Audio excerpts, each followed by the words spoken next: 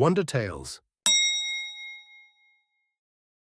In a quiet village nestled at the edge of a dense forest, there was an old legend that no one dared to challenge.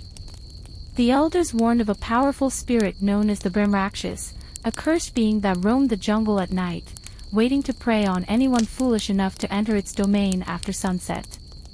Ravi, a bold and skeptical teen, never believed in such superstitions. The stories told by the village elders seemed like nothing more than myths meant to scare children. One evening, while sitting around a bonfire with his friends, the old villagers began their usual warnings about staying away from the jungle at night. "Don't go into the jungle after dark," warned an old man, his voice trembling with fear. "The Bhramrakshas wanders there. It's not a creature of this world. Once it sets its eyes on you, there's no escape." Ravi smirked, shaking his head. "Come on, that's just an old folk tale. I've been through the jungle during the day, and it's just trees and birds. Nothing else." "But night is different," a village woman added. "The air changes. The shadows move. The Bhramrakshas hunts the lost souls who wander too deep." Ignoring their words, Ravi stood up confidently. "I'll prove to you all that it's just a story. Tonight, I'll go into the jungle, and when I come back safe, you'll see there's nothing to be afraid of." His friends looked at him in shock, pleading with him to reconsider, but Ravi's mind was set. As the night grew darker, he armed himself with nothing but a flashlight and a small knife, heading towards the jungle path.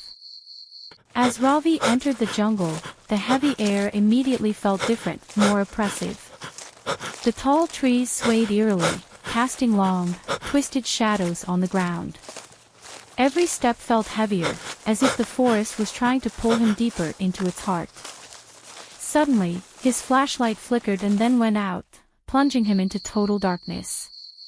Ravi stopped in his tracks, his bravado now replaced by an unsettling chill crawling down his spine. The silence of the jungle was deafening. Only the faint rustle of leaves and the distant hoot of an owl could be heard. Just as he began to turn back, a low growl rumbled from behind him. Ravi froze. The growl grew louder, accompanied by the sound of heavy footsteps approaching him. Slowly, he turned around, his heart racing. There, between the trees, a pair of glowing red eyes stared back at him. The creature emerged from the shadows, a Bhramrakshas, just as the villagers had described. Its body was humanoid but twisted, with sharp claws, matted hair, and a face that was a grotesque blend of human and beast. Its eyes gleamed with hunger, and its presence radiated an overwhelming sense of dread. Ravi's knees buckled as he stumbled backward, his mind racing with panic. The Bhramrakshas took slow, deliberate steps toward him, its mouth stretching into a terrifying grin. Next day at dawn, a friend came to his house to ask for Ravi. When his parents could not find him, they alerted the village elders. Everyone started searching for him, but he could not be found. His parents waited for news, dread hanging over them like a thick fog. As the sun rose higher, casting long shadows through the village, whispers filled the air. The elders, gathered near the bonfire from the night before, exchanged worried glances, their expressions grave. "It's been too long," one elder murmured. "The Bhramrakshas has claimed him."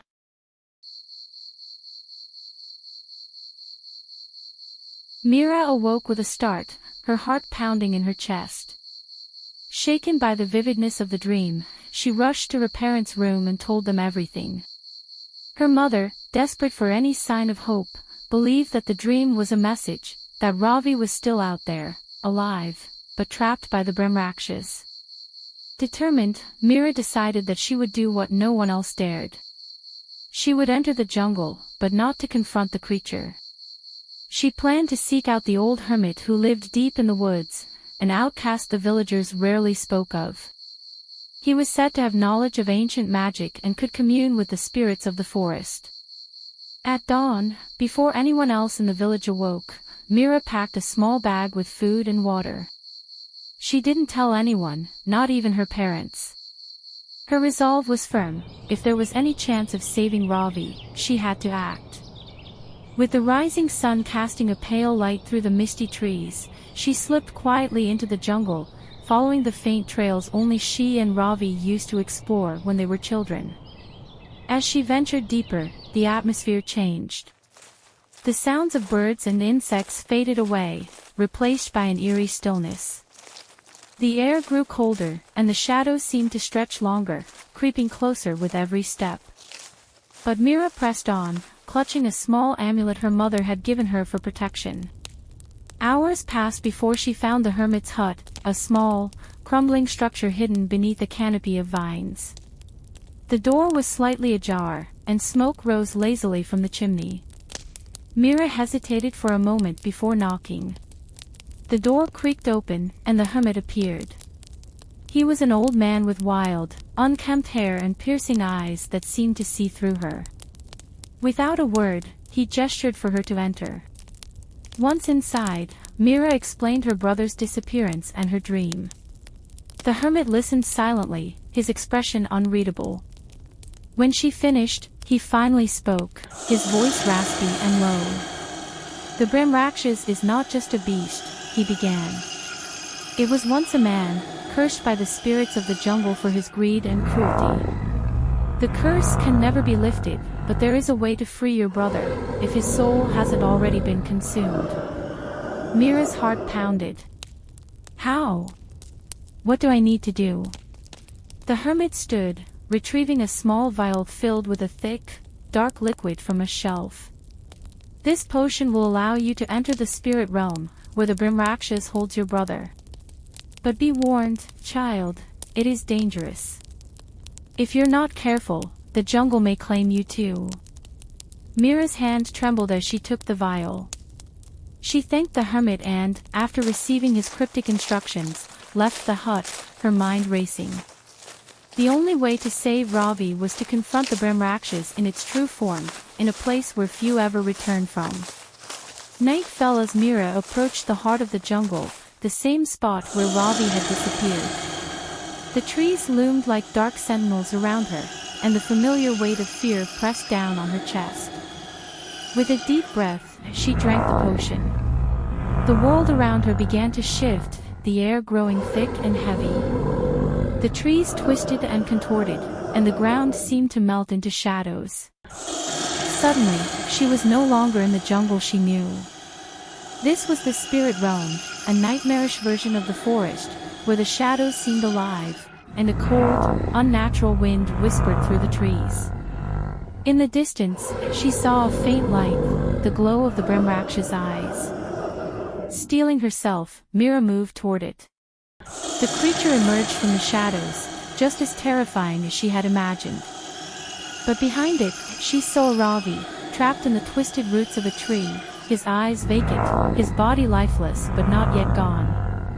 The Bhramrakshas grinned, its red eyes gleaming with malice. "You came for him," it hissed. "Foolish child. He is mine." But Meera was not afraid. She held up the amulet, the one her mother had given her, now glowing with a soft, warm light. The creature recoiled, hissing in fury. "This is not your world," Meera said, her voice steady despite her fear. "And he is not yours to take." With a burst of light from the amulet, the Bhramrakshas let out a deafening roar, retreating into the darkness as the spirit realm began to crumble around her.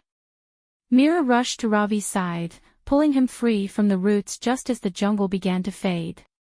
When she awoke, she was back in the real jungle, the sun just beginning to rise. Ravi lay beside her, unconscious but alive. The village would not speak of the Bhramrakshas again, but Meera and Ravi knew that the curse still lingered in the shadows, waiting for the next soul brave, or foolish, enough to enter the jungle after dark.